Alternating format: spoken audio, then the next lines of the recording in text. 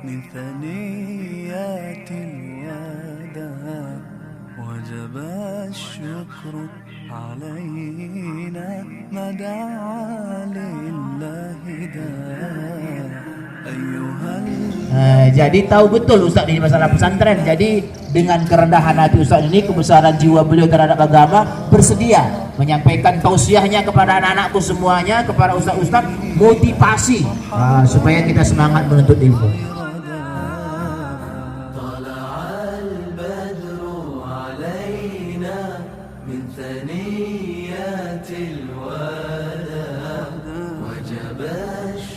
Dalam kitabnya Al-Adab Syar'iyyah dituliskan Imam Ibnu Mufid Al-Maqdisi, kata beliau, banyak orang jadi orang besar tapi lupa dia membesarkan nama dia dari siapa.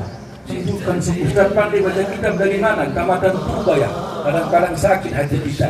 Sekolah yang tak ternama tapi ustaznya diundang ceramah kemana-mana, malu dia menunjukkan sekolah dari mana dia datang. Yang ulang-ulang Ustaz. Al-Bukhari itu bukan nama, ya kan, nama daerah. Termiji itu bukan nama, Termis. Kenapa? Bangga dia punya kampung dikenal dunia. Kalian pun besok jadi orang besar, buat nama ujungnya nama gurumu, atau buat nama madhabmu, atau buat nama pesantrenmu, atau buat nama kampungmu.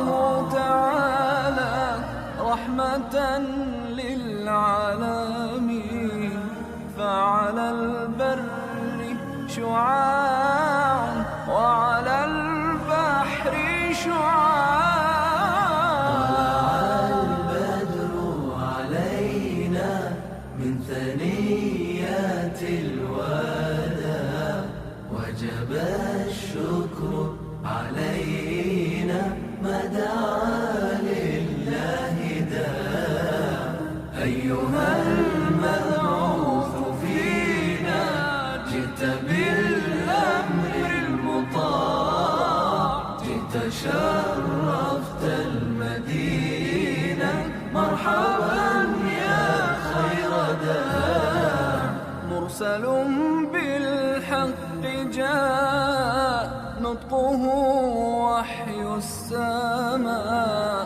قوله قول فصيح يتحدى Ada yang jadi menteri, amin. Ada yang jadi gubernur, ada yang jadi polisi, TNI, pencuri. Siapa yang aminkan dari itu?